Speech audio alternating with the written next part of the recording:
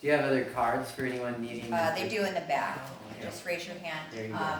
So, Senator. It's gonna be a virtual question. So Lori Hartog, I serve on the same three committees I've served on since I've been in the legislature, education, transportation, and agricultural affairs. So I spend the majority of my time working on transportation and education issues, and ag is a little bit of a lighter lift, although still important to our area out here.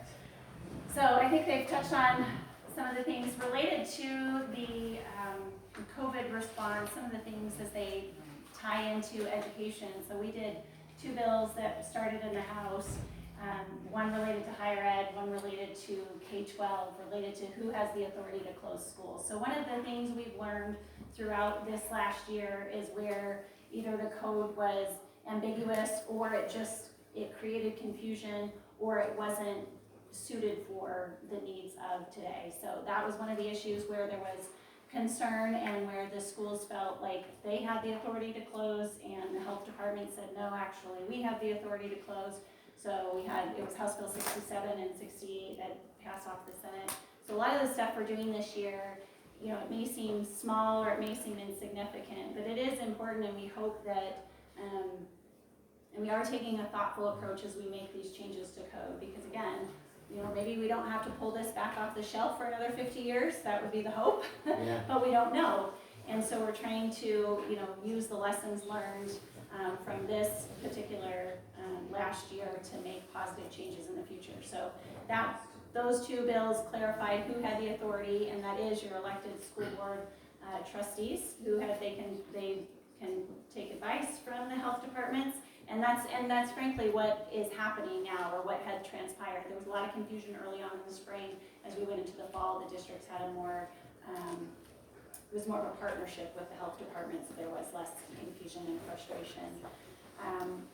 I'll jump to transportation in a minute. We just had a bill introduced today. We've had a couple iterations, not dissimilar to, this is kind of part of the process. Sometimes you put a bill out there and then you kind of wait to hear and see what's going on with it. So we had a transportation bill that we had introduced several weeks ago. We've been kind of sitting on it, waiting to hear what the feedback was, not only within our body, but from the public. So, we have, I think it's around $240 million annual shortfall in transportation funding. We had a draft proposal from the governor's office early in session, never got printed because it was frankly a hard no from both the Senate and the House to raise gas tax. We said, we're sitting on, again, this excess revenue. We have our sales tax revenue increasing to the state. We think we have room in the budget to pay for some of our transportation needs with the existing revenue that the state's collecting. So the bill that was introduced in the House today does just that.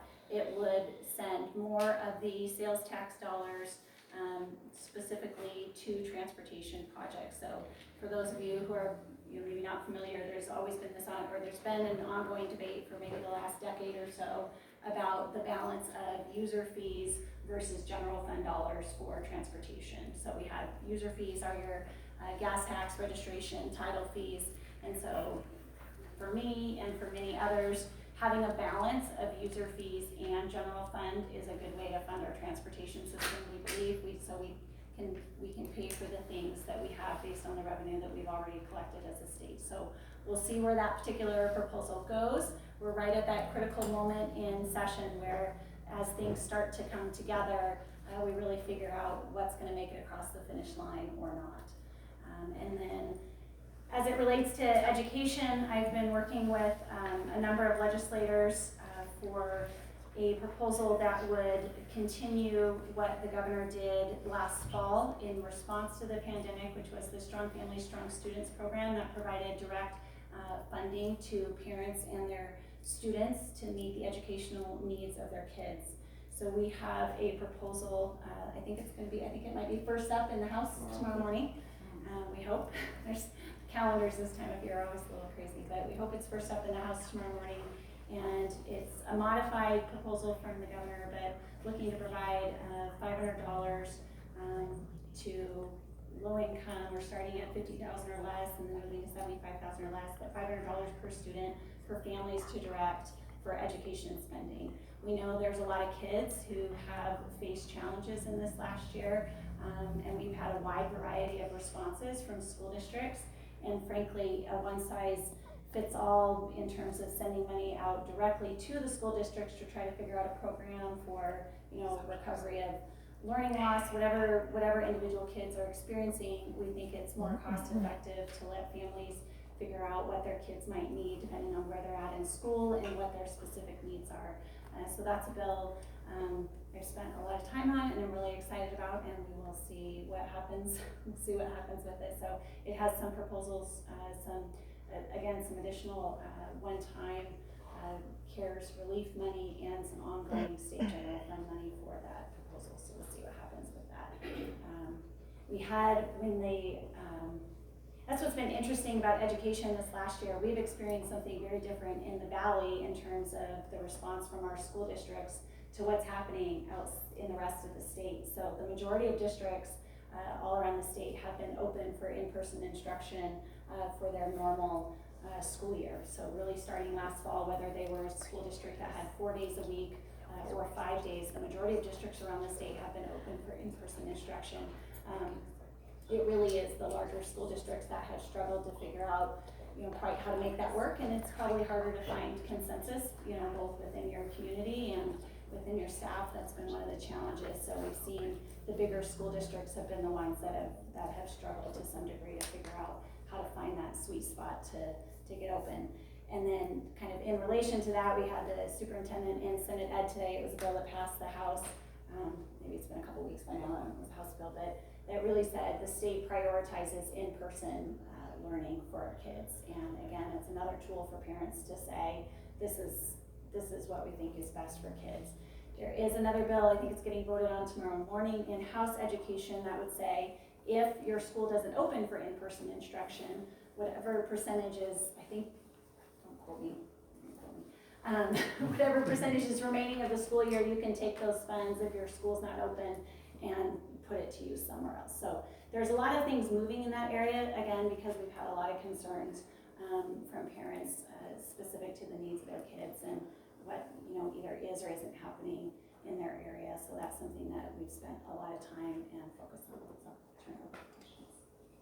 Great. Wow. All right, thank you. If anybody has any other questions that they want to ask, just raise your hand and somebody will bring you an index card. And do we have any from online? You guys are checking this. Okay. Well, answering in the order received. Says, I'm wondering if you would reconsider the early childhood ed bill. My understanding is that this was a Trump-era grant that emphasized local control, and Idaho had control of the curriculum. I teach 8th grade, and I know many struggling families could use pre-K help. You want me to answer that one? Try it, yeah. Yeah. Okay, you had to have been on the House floor when this bill got debated, because a lot of the conversations were about the agency that's administering the grant and what their perspective was of what they were looking for in childhood education. And that's what got this bill sideways. I sat on the floor debating amongst myself, should I stand up and vote for it? Should I vote and speak for it? Or then I sit down, then I go back, no, I guess I'll be against it. So I went back and forth the whole time, and we spent about 2 hours, I think, on that bill. I went back and forth the whole time and ended up voting against it.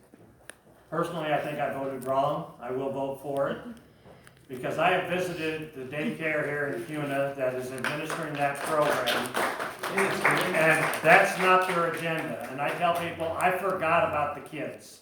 Instead, I focused on the agency in Washington, D.C. and their agenda. Now, I do think that the state needs to change who's administering the grants. I don't want any affiliation with an agency that has the agenda that the national has. Now, I understand Idaho has a different agency that doesn't necessarily follow that agency, but there's a tie to it. And so I still have concerns about that aspect of it. But that bill, I believe, will come back, and I believe it'll pass the House, and what happens to it in the Senate, I don't know. And we'll give them an opportunity to voice their vote and their concern. But for me personally, and, you know, the vote was, I think, one vote different when it failed. Not by very many, but I just feel like we've got to do, there are kids struggling in Idaho all over the place, and we can't let that, the agenda from the national hurt our kids here. And so I will give you my word, I will support that when it comes back on the floor. When it came up for reconsideration, I voted to ask it a reconsideration, but people who voted for it ended up going the other way, so it didn't come back up for reconsideration. So reconsideration, if I could explain a little bit what happens. If you're on the prevailing side of a vote, you can notify the House that you want that bill to be reconsidered. So it was a tie vote. One person flipped to the negative so that they could, because on a tie vote it also dies, so that they could then ask for reconsideration to bring the bill back. And then you vote whether we're going to bring it back. We've had a couple other bills. We can be there, we'd be a permanent legislature if we continue to, every time you lose a vote, you go to the prevailing side and ask for reconsideration. It's time consuming, and so they tried it another time, it didn't work then either. But I believe my conversations are that bill will come back, and I think it'll pass out of the House. But I do want to caution all of us that the agency, and I look back at, if the Proud Boys were the one administering this grant, how many people would be in favor of it? We'd all have concerns. And that's the opposite side of this thing. If the agency out of Washington, D.C. has a totally different agenda than what Idaho is. And so I think we got to remember the kids, but we also have to remember how we administer the grants. And so that's kind of, I became a little bit of the focal point after it failed, but anyhow. Where's the money coming from? It's a grant from the federal government. So it's coming from our pockets. Puke. Well, if you really believe that the federal government only spends the money it has, it's coming from your pocket. It's monopoly It's coming from money. the print machine that they have in the back door. It's monopoly money. Yeah. There's no such thing as free money. The federal government We're paying is for spending it. a whole lot more money than actually what they're collecting from us. Who authorized that grant? It came from the Trump administration, but the state has to accept the grant. So it's up to the state to apply for the grant, accept the grant, and then administer it. So. Okay, that seems to have answered a couple of the questions about the grant program. So moving to a different topic, let me see if there's anything on education. Okay, moving on to, it took only a couple of days to vote to end the emergency during the emergency session. Now we are 8 weeks in session. Why are we still in a state of emergency? Good question. I'm not sure, but I'll try to answer that. I'm not sure I understand the question very well, but I would like to maybe talk about state of emergencies and how that works. One of the things that we did learn here during this whole process, so currently, take COVID out of the picture, just pretend like it never happened. Right now, we have 11 state of emergencies in Idaho still. You may know that? I didn't. We had 11 of them. We don't need them. And they weren't a problem. Nobody cared that they were there for the most part because they were dealing with natural disasters. Floods primarily, Snowmageddon, all the floods that ensued from that, fires. We've even had them from moths, that come through and decimate our forests. And those stay open because they allow the federal funds to come in. Now, we can argue about whether or not those federal funds should come in. or should not flow. That's a fair question. Not discounting that. The way a emergency is declared, 99% of the time is you will have, let's say in Weiser, they had the bad floods there for some reason. Snowmageddon was worse there than most places, caused a lot of damage there. The community and then the county went to the state and said, hey, this is more than we can handle as far as covering from a county standpoint. County, they had to pitch in so much money to fix it. The state says, you're right, there's a lot more. The state will put in more money to help with that response. If we meet certain criteria for spending money on the local level and at the state level, then we can declare an emergency on a federal level to help respond to that. We do that all the time with the FEMA dollars for natural disasters all over. We're a little bit more fortunate in we don't have hurricanes and tornadoes always hitting us, but you can see how important that would be to a community that needs those responses. So, the fact that an emergency is currently open is not affecting anybody here, and hasn't for the last 9 months.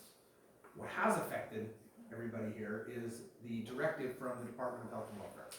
That's what's been affecting everybody. So has the directives coming from Central Health District and some of the cities as well. That's what's affecting everybody. Unfortunately, those are harder for us And to the unwind as a governors. legislature than it was to kill an emergency declaration. One thing that we were concerned about is if we kill an emergency declaration, what's the ramifications on it? There was a lot of FEMA dollars that came in to help with our hospitals when they were using the National Guard to cover all of their intake, and that would go away. That's that money. $7, $8 million, however you want to look at that. Now we can argue whether or not we should take that money from a federal standpoint because somebody's got to pay for it eventually, right? That's a fair argument. I'm not going to get into that right now. But one thing we did find out, and this was from Fulcher, Representative Russ Fulcher's, himself, talked to him directly on this. Idaho would not have been able to receive the vaccinations had we kicked out of the emergency declaration. We would have been put off months before we would receive those, and then we would have been paying for them all on ourselves.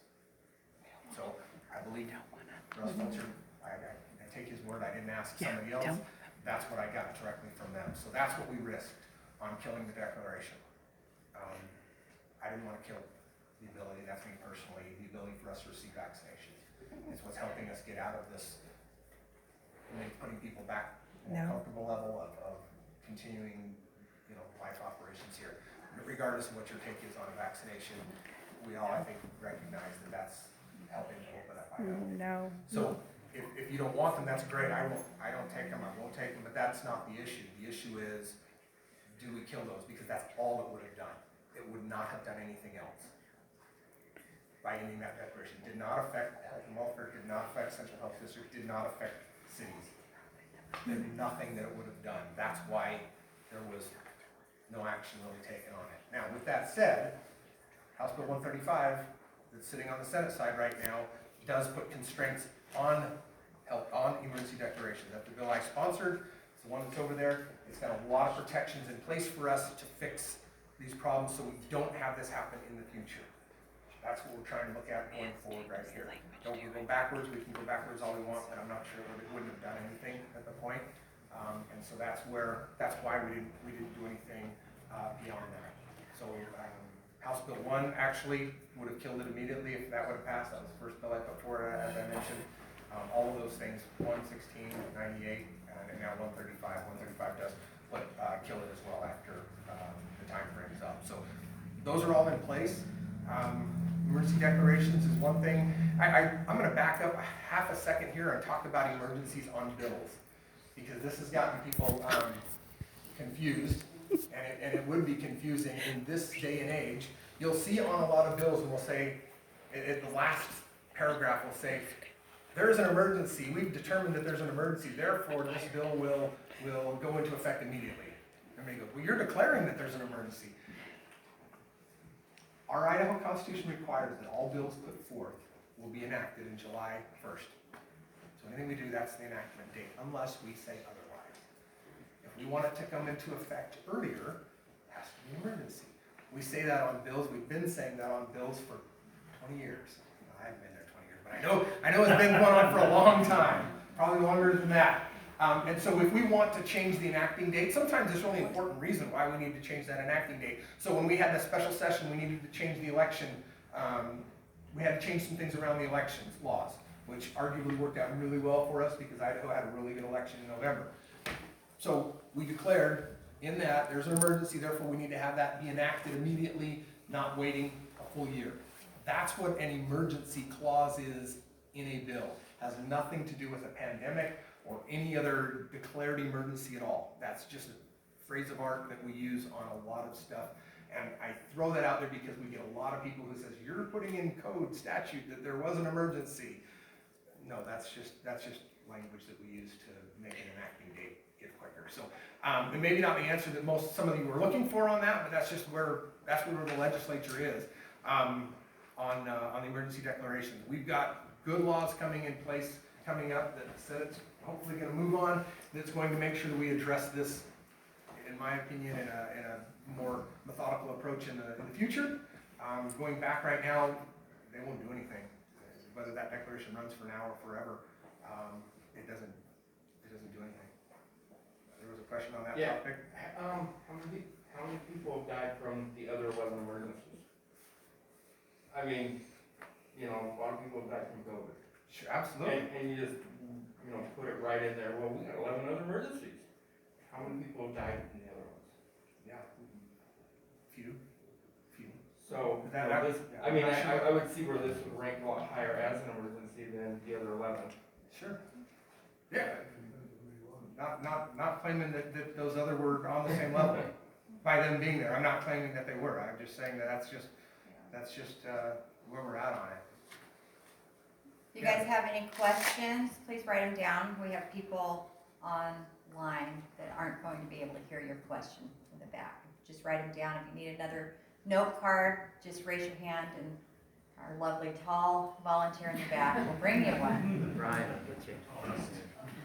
So there are a couple others, I think, on the emergency actions. I believe that those have been asked and answered. Moving to something different, Idahoans have overwhelmingly asked the legislature not to make ballot initiatives harder.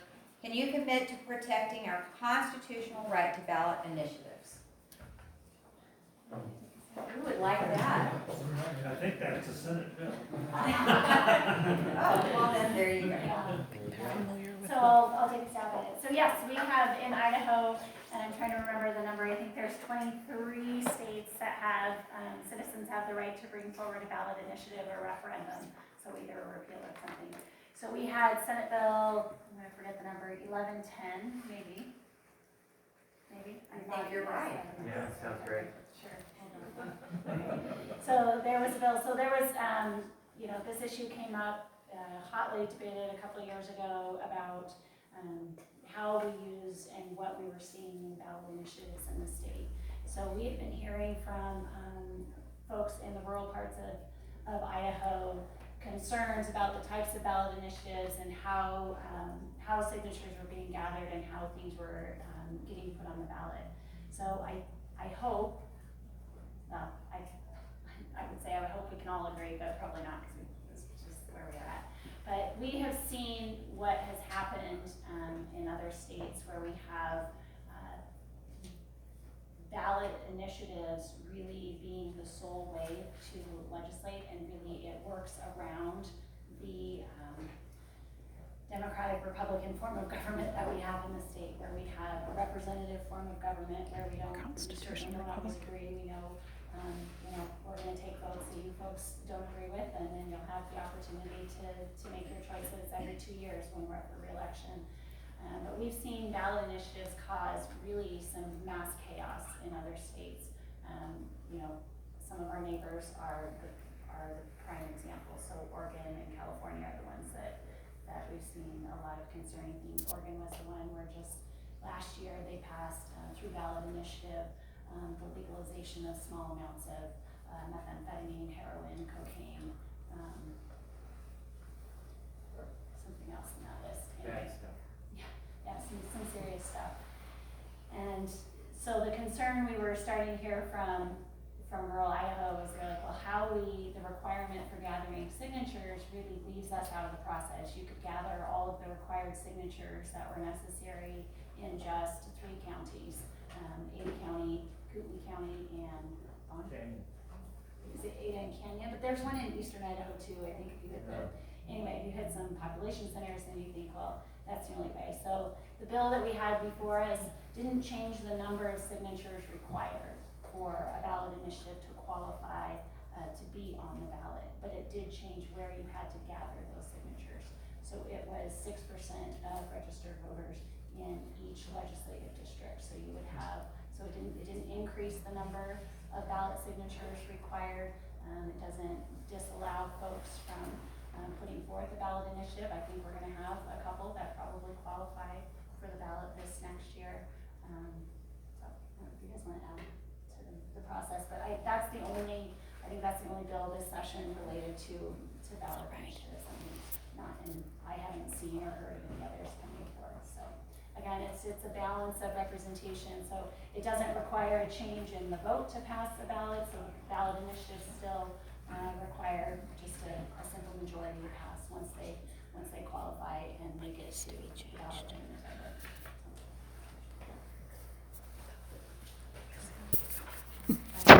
Two questions. What are you going to do about big tech and censorship? Is there any? I have a bill. Currently, we have an RS that's going to get introduced in state affairs that talks about media censorship and makes it so that the media that does censorship and block people then become liable. So they'll have some liability, because right now they have immunity on the national level, and we think on the state level we need to start creating it that they do not have immunity. The censorship that's going on right now is not healthy for America, because I remember after the election some people would start saying, well, we need to re-educate, and we need to, how you do that is you block information. And once you can cut out information and censor information that comes out, you will retrain.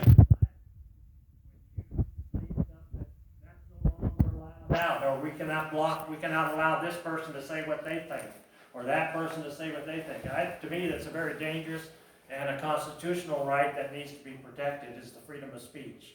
Amen. And that blocking, we have to realize that big tech and all the platforms that are out there are a form of free speech.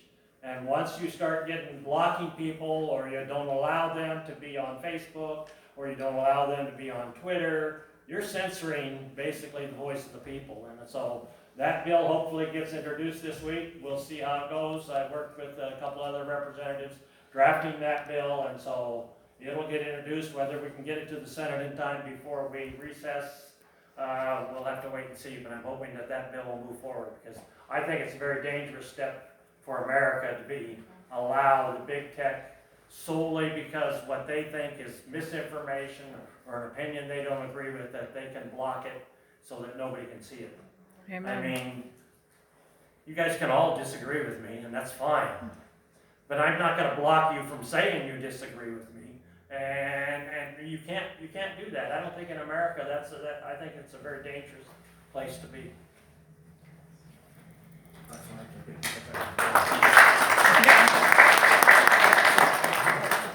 Good things. I did get a few more just now about the Strong Families Bill. I have 1, 2, 3. Let me see if there's any more.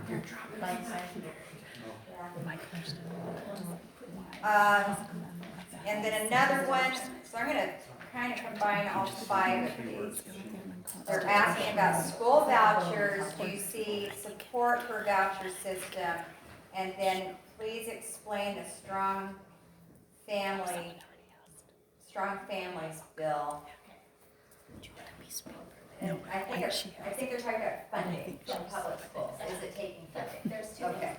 So the Strong Students Bill, which I kind of alluded to in my introduction, is 2 parts. The bill does 2 different things. There's the grant side and there's the scholarship side. So the grant side was the $500 per student that we discussed earlier. There's a list of eligible education expenses. So like the governor's program from last fall, that was the $50 million. So that was a different dollar amount, $1,500 per student, max of $3,500 per family. The important thing on both sides of the bill, the grant side and the scholarship side, is all of it happens on a digital platform. So when the governor's office started that program in the fall, they hired a contractor to run that digital platform. That platform did not go out to bid. So one of the things in our bill, because they were rushing and trying to get that stood up, one of the things in our bill is that whoever, and there's several different options of who it could be a wide variety of vendors. They would have to compete through a competitive RFP process to operate that digital platform. And what happens is all the transactions take place on that. So if you qualified for it, you would have a digital account, say $500 for your student. If you wanted to hire a tutor, they would be listed as an eligible education provider, and the transactions take place on that digital platform. So we're not mailing checks out to families or doing a direct deposit or a debit card or anything like that. It's not anything like that. So all the transaction, and that's for a lot of different reasons, right? We've learned from the implementation of the governor's program is that the majority of families paid for computers and for internet service. That was really the top usage of that, of those dollars going in the fall and moving forward, because again, a lot of families were filling the gaps just depending on what was happening in their local school and what their kids were experiencing because of the pandemic.